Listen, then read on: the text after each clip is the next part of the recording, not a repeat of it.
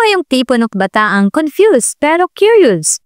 Pagod pero malabal. Lutang pero may pangarap. Kung feeling mo ikaw yung walang plano, walang progress, at wala nang idea kung ano gusto mo sa life, don't worry, sama ka namin. Dito sa podcast na to, we talk about real stuff. Career struggle, adulting fails, fashion versus fresher, love life drama, mental health, at lahat ng di masyadong pinag-uusapan sa society. So I've been dealing a lot lately and I decided to create a podcast where I can share all the struggles na mga pinagdaanan ko. And I think maraming makaka-relate, hindi lang ako. Kasi nung una akala ko, ako lang ba yung nagsasuffer? Ako lang ba yung nakaka-experience sa mga ganitong bagay?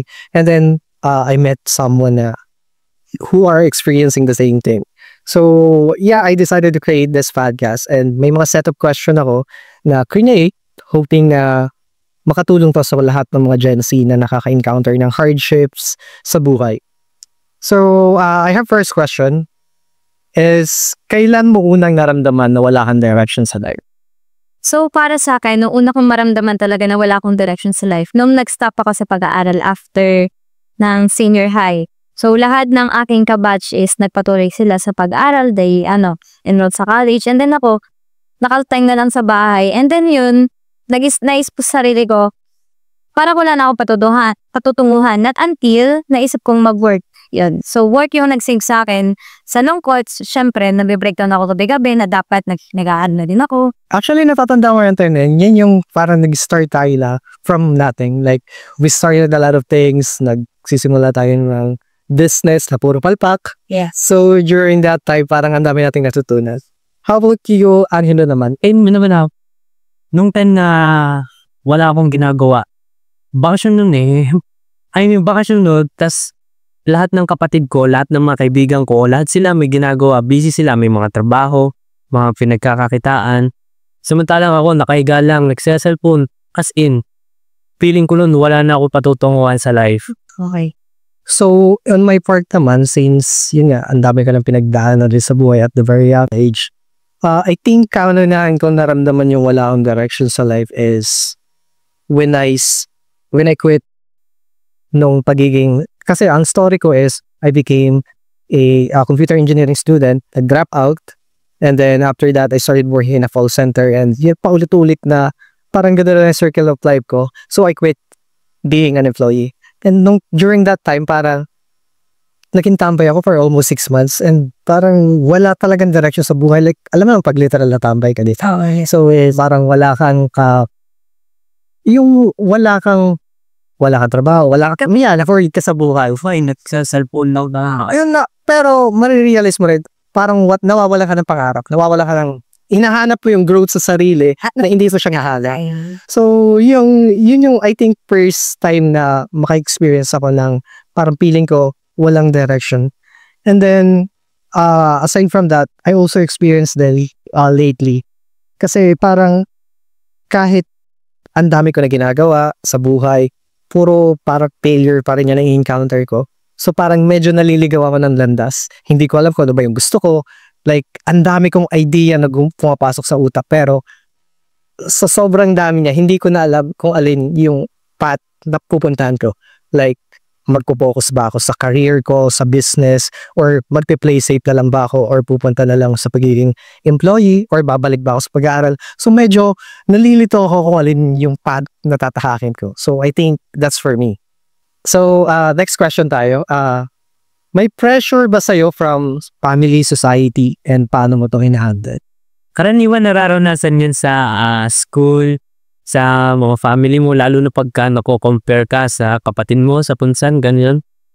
Napakahirap nun. Naranasan ko na rin makompare. Diyan ako lumaki sa pagko-compare tungkol sa pinsan ko. Si ganito mo, pinsan mong ganyan, ang galing na, tapos ikaw ganyan pa rin. So talagang nakaka-pressure yung ganong setup sa family. And syempre, i-handle mo siya. Sarili mo lang din naman natutulong sa'yo. Kung papapakalaon ka, talagang lulubog ka. Pero kung pupunta ka sa brighter side ng sarili mo, at magiging productive, edi makocope mo talaga siya. Pwede mo din siyang i-take advantage para mas lalo pang umangat. So sa amin naman, parang yun yung thankful ako na parang hindi nila ako pinapressure kasi yun nga, I'm a college dropout, so walang iisipin na, ay, graduate ka ng ganito tapos wala ang trabaho, ganyan. So And thankful ako na yung family ko is very supportive ko ano yung gusto ko sa buhay. So, kung may pressure man ako, is not from the family. It's from myself. Kasi, yun nga, ang taas ng pangarap ko para sa sarili ko. I created this self-image na gusto kong abutin. And nothing pressure ako na, kaya ko pa ba to? Maaabot ko ba to? Or capable ba ako na ma-achieve itong goal na meron ako? Kasi, it's like, sobrang taas niya na to the point na nagda-doubt na ako sa sarili ko eh. So, yun. And, paano ko siya hinahandle is something na unang-una is sa tulong na rin ng friends, family, and then exercise, mga activities, mga Activities, playing guitar, mga ganyan. Yung bumabalik ako sa passion ko, nagsusulat ako ng poem. nagdo-draw. Oh, the drawing, nagbabasa. Yan, playing guitar, music. Music is sa mga parang coping mechanism ko. Kung like, pag nagsasuffer ako from anxiety, mga ganyan. So, yun, music talaga. Naisa akong band kasi during that time na nagsasuffer ako from anxiety. Na they helped me a lot, which is SB19. So, parang relate kasi ako sa kanya. Especially yung CEO nila, which is Paulo. Like, yung writings niya para sa akin talaga. So, Para yung sinusulat niyo, dedicated sa yeah. Nung time na yun, parang napil ko na, ay, hindi lang pala may nakaka-encounter niya nito. Marami. Oh, madami. So, yun. Next question is, ano yung isang desisyon na ginawa mo kahit unsure ka? Oh, marami tayong ganyang decision sa life eh, kahit na unsure tayo sa magiging resulta. So, para sa akin yung pag-transfer ko mula San Juan papuntang Lipa. Kasi wala talaga ako kakilala dito. So, talagang hindi mo sure kung anong mga tao, anong uri ng tao makakasama mo kasi magbo-boarding house. So, yun. Ako naman yung pinaka-unsure na decision ko, yung kunin yung course ko ngayon which is BA Com kasi nung time na yun wala talaga akong idea sa course na to. And then saka ko na siya na Ayan, nagagamit ko na ngayon. yes, nagagamit ko na siya ngayon. On my part naman, I think the biggest decision na nagawa ko is nung nag-quit ako being a call center agent. Kasi, as in blanco, hindi ko alam kung saan ako pupunta. During that time, ang nasa isip ko nang is, ayoko maging employee about buhay. So, I quit. Wala akong pera nun. Parang 8,000 lang yung pera ko sa bank account. But I quit. I take the biggest risk ng buhay ko. And then, yun, parang nag-transition ako. Naging tambay nga ako for 6 months. And then, nung napil ko na parang, sheesh, wala na bang mangyayari sa buhay ko. So, I decided na to learn to acquired skills. Doon ako nag-aral ng mga, nag-start ako maging freelancer. Then, nagkaroon ako ng mga side hustle na negosyo na puro palpa.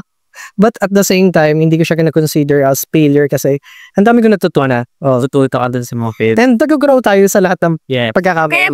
Maganda talaga yung mag-decide ka kahit unsure ka sa kalalap. Oo, kasi if you're not gonna take risk, hindi mo malalaman eh. And mag-fail ka man dyan sa risk na tinake mo, at least you learn something na ang laking growth sa sarili na nun. And pagdating ng future, tatawanan mo na lang na, ay, ito yung mga kapalipakan ko, ito yung mga katalari ko, diba? Like parang, Ito yung may relate natin dito yung take risk or lose the chance. yung manang ganun. Do you believe kailangan mong mahanap ang sarili mo agad? Oh, ikaw, ang hero. Naniniwala ka ba na kailangan mo mahanap agad sa sarili mo? Yes, kasi kung hindi mo mahanap agad yung sarili mo, paano kung mag-step forward? Maganda sagot. How about you? Sa akin, hindi naman agad-agad. Sa babae, 18 years old, adult na, 21. So, hindi mo naman kailangan na maging 18 ka para mahanap agad sarili mo. Yung pagka nalaman mo na agad yung maturity, so doon mo pala makikita, ay, ito na mga dapat kong gawin, may responsibilities pala ako sa mundong ko, ganyan. For me, yes, kailangan mo mahanap agad ang sarili mo. Kasi the younger ka na marirealize mo yung mga ganitong bagay, the more you can be successful in life. Kasi kung like for me, 18 years old, na-realize ko na ganito pala mahirap maging employees. So, kung na-realize ko siya, nasa 30s, 40s na ako, I don't have Late na. The chance to take higher risk compared na ngayon, nakakapag-take ako ng higher risk kasi una, wala akong anak, wala akong ginagata. So, I can take higher risk and alam mo naman, pag higher risk, higher return, but you have yung consequences na pag higher risk, possible na mas malaki yung malugi sa'yo or mawala. Yes. So, yun. For career or business talk naman tayo. Roniel, anong unang dream job mo? Tapos, kailan nagbago yun? High school ako kasi ang tinatanong ako ng mga teacher, ano yung dream job ko? Sabi ko is, I wanna become a cybersecurity officer or web developer. So pag naririnig nila yun, wow, ang galing. Parang ang taas ng pangarap. Kasi cybersecurity officer, chuchu. Like parang bago sa pandemic. Matatari.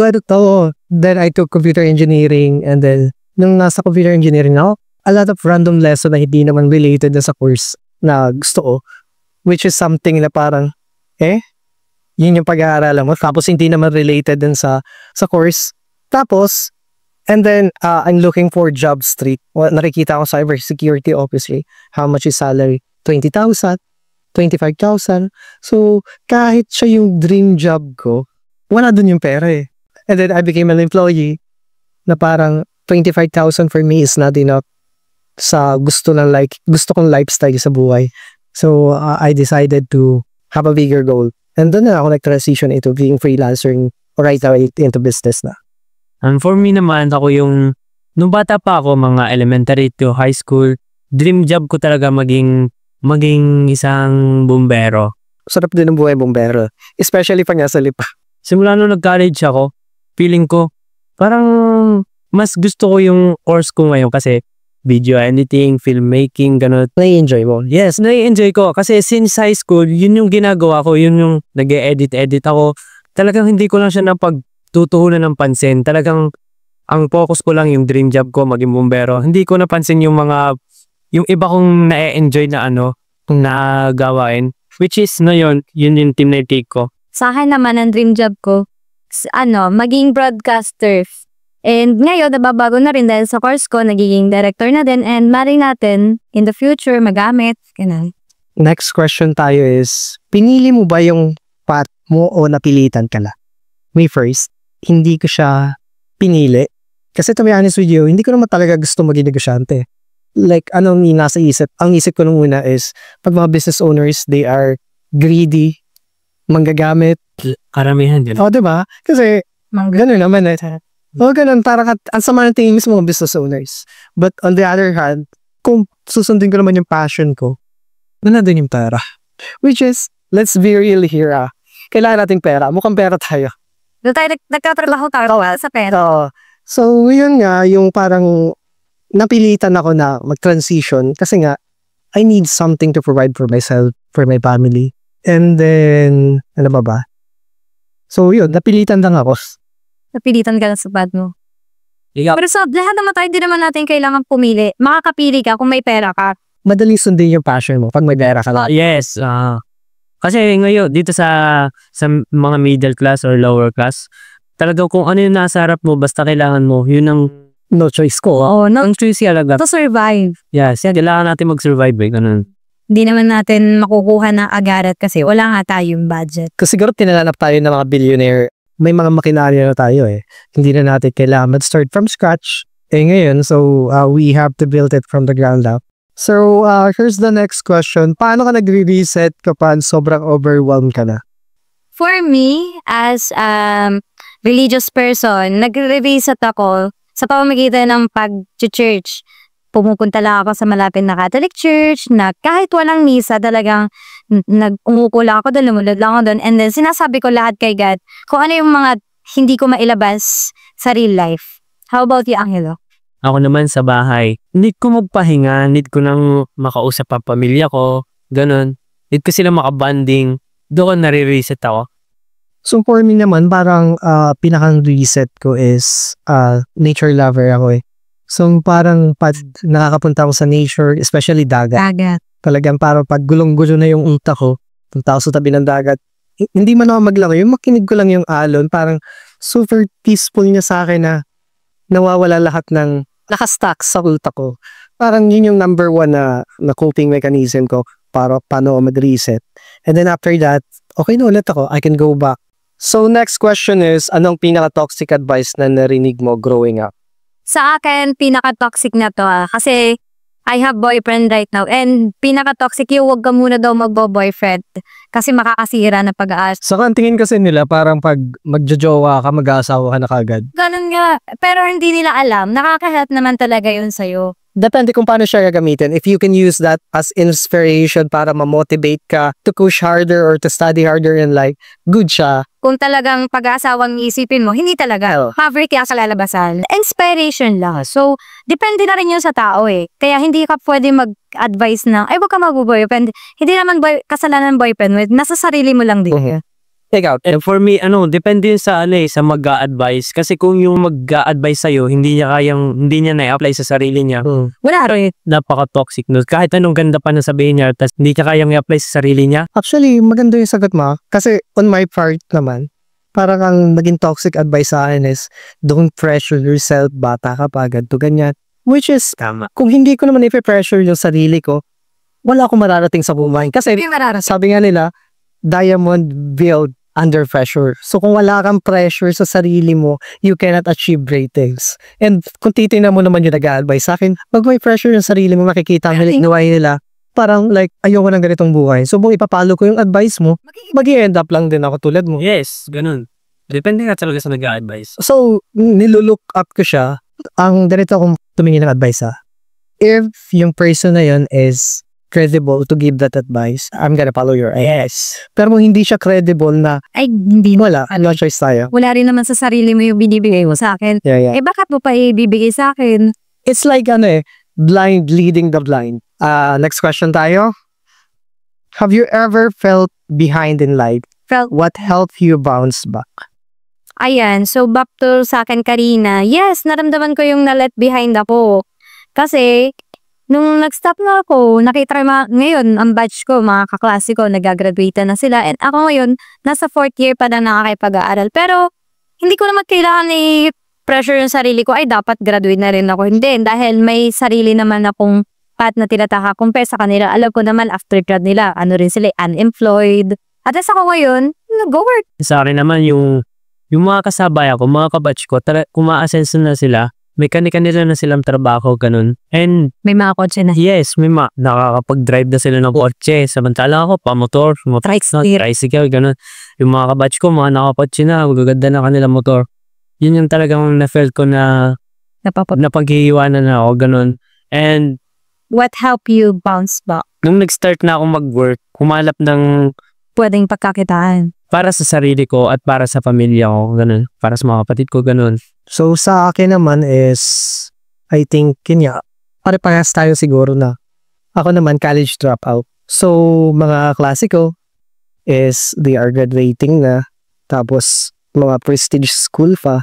So, parang andun ako sa part na parang feeling ko walang nangyayari sa buhay ko.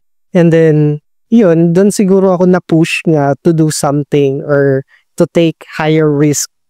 Kasi nga, parang naiingit ako sa kanila. Actually, hindi naman masamang maingit eh. If you're gonna use that as inspiration, yung iba kasi yung ingit nila, Self-mentality. yeah, ginagamit nila to down someone, hihilahin nila pababa.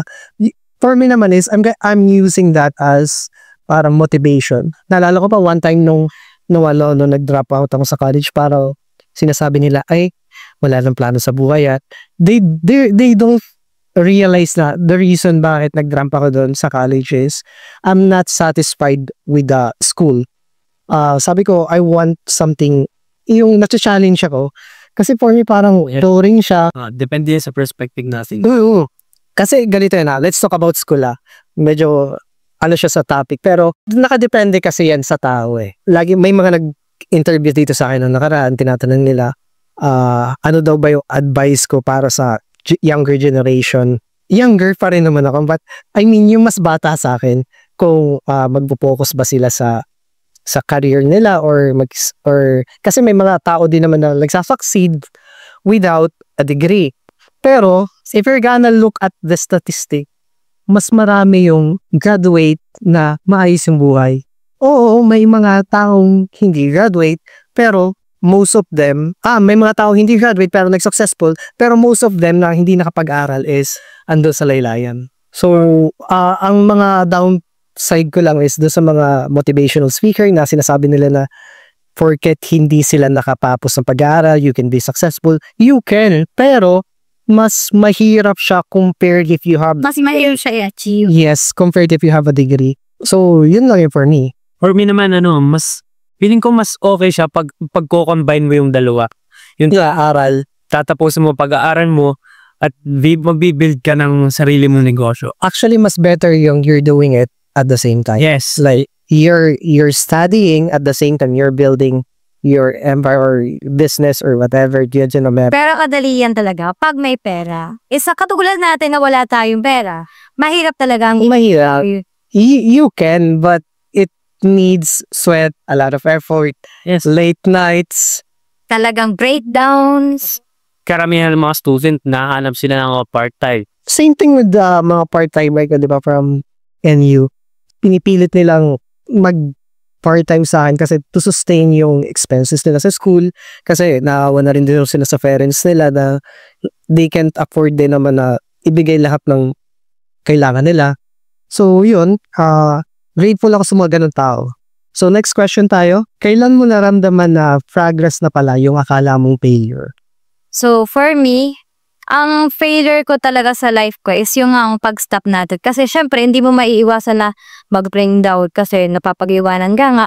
Pero at the same time, progress na pala yun. Na nare-redirect na pala ako sa isang path na makaka-help sa akin para sa akin pag-aaral. Actually, nakatulong din yung pag-ano mo eh. Kasi, di ba, we started a lot of things during that time. And then, yung mga bagay na yun is helping you on your course right now. So, ang laking parang growth na naitulong niya rin sa'yo kasi mas napapadali mo yung mga bagay kasi may experience ka na on that part. Process na pala yun na dinare-redirect na pala ako dun sa pupuntahan ko. Akala mo failure kasi tumigil ka. Pero yung Inire-ready lang wala ko para dito sa course na tinitake ko. So, yung sa akin naman is, alam mo naman, ang dami nating business. Oo, By that, failure. we started a lot of business at the very young age. So, I started like 5 business ideas. Lahat yun, hindi naman lahat, na isang nagbo-boom, which is yung ano natin ngayon. But, during that time, parang nagda-doubt na ako sa sarili ko na parang walang nangyayari sa akin. Na feeling ko palpak, puro failure lang ako. Pero nung I look at the positive side, gagi yung parang na-experience ko na yun is progress na pala. Because I learned something a lot from that. yung natutunan, yung na-experience mo yun, talagang lamang na sa ordinary yung tao. Oo, kasi yung pressure pa lang na-experience ko at a very young age compared sa mga ka-age ko. Sabihin na natin, they are graduated in college, but dun pa lang nakikita nila yung realidad ng buhay. Like, Pero ikaw nakikita mo, tagal. maaga ko siyang na-experience. Although medyo nahirapan ako kasi, alam mo na, pagbata, parang gusto lang natin is laro-laro lang, enjoy. And I did those kind of things ng ganong age. Parang, na-enjoy ko rin naman yung kabataan ko, pero mas pinili ko yung ganon. It will reward bigger in the future. Maaga ka nag-mature kumbaga kung sa katawan na tao, Ito kayo lagi ko sinasabi sa kanila, the younger you will realize kung paano yung way of life, the more ka na magiging successful sa buhay. madali ka makakapag-retire nung maaga yung age mo, yung retirement age. So parang ganito I will suffer now and enjoy later. So, kailangan natin baliktarin. Anong natutunan mo sa usapan natin today? So, for me, natutunan sa nag-iusapan natin today. Lalo na't nai-share natin yung mga nasa loob pala natin na may mabigat pala tayo dinadala. So, hindi lang ako, hindi lang ikaw, hindi lang pala tayo man dito, kundi lahat din, pati itong mga nakikilig sa atin, na nasasuffer din pala nila, yung mga pinagdaanan natin. Pero in iba't ibang way. Pero same lang na kinakalabasan. Natuto naman ako makinig. Para mas deeper yung conversation natin. Yes. Medyo may laman ka May laman. So, for me naman is, ano yung natutunan ko sa usapan natin today is, hindi lang ako, madami tayo. We are struggling sa buhay natin, especially tayo mga Gen Z. Kasi, tayong Gen Z kasi nasa atin yung social media, andun yung inggit, Like, makikita natin yung mga friends natin, yung ibang tao, like, they are posting the best thing ng buhay nila. Makikita natin, she's si ganito, may ganito na, ako wala pa. So, parang, andun tayo sa point na, nilulook down yung sarili natin na parang, ba't ganun? Ba't sila andun na? Ako andito pa rin. So, next question tayo. If may Gen Z na nakikinig ngayon na feeling lost, anong gusto mong sabihin sa kanya? So, ito yung mapapayo ko sa'yo as Gen Z na feeling lost. Naging lost din ako. And malay mo, kung nasan ka ngayon, yun yung progress na maghahanda sa'yo kung saan ka talaga nararapat ilagay. Ng buhay. Yes. Ikaw, anong advice mo? Ang advice ko naman talagang mag-focus sa kung anong gusto mo, kung anong gusto mong i-achieve. Kung anong gusto mong i-achieve sa buhay, mag-focus ka doon. So sa akin naman, kung ako magbibigay ng advice, gusto ko sabihin sa kanila is, yung pressure na pinagdadaanan nyo ngayon, use that as a fuel para ma-achieve yung mga goal niya. Yeah. Kasi mas masarap sa feeling yung darating ka sa point na andito ka na sa taas, tapos babalikan mo yung history mo na, sheesh, ganito yung pinagdaanan ko. This is all the suffering that I encountered. Tapos ngayon, nasa part na ako na ini-enjoy ko na. So, ang sarap sa feeling nun. Parang more fruit of your labor. Yeah. Parang worth it lahat ng paghihirap ko. So, kung ano man yung pressure na naranasan mo ngayon, just keep going. Laban lang. So, before we end this podcast session, pwede ba ako makahingi ng quick life tip mo today para sa ating mga listener? Make it in one sentence lang. Okay, yan ang gusto kong part natin ngayon. So, ito yung para sa akin. Hindi ka nawawala, inihahanda ka lang. Sa akin naman matuto kang maglakad mag-isa dahil sa dulo, ikaw rin yung magdadala sa sarili mong tagumpay. So for me naman is, if you're experiencing struggle or may mga hardships ka sa buhay, just take it. Lahat ng pressure, sabi ko nga, diamond are built under pressure. So lahat ng yan will help you, will shape you to become a better person. Ikaw listener, relate ka ba? Share mo ang kwento mo sa amin, baka ma-feature ka sa next episode. Answer a poll here at Spotify. Do you feel lost in life right now? Answer it by yes, no, or I'm just floating. Follow us on all our social media accounts and send us a message kung may topic ka na gusto naming pag-usapan.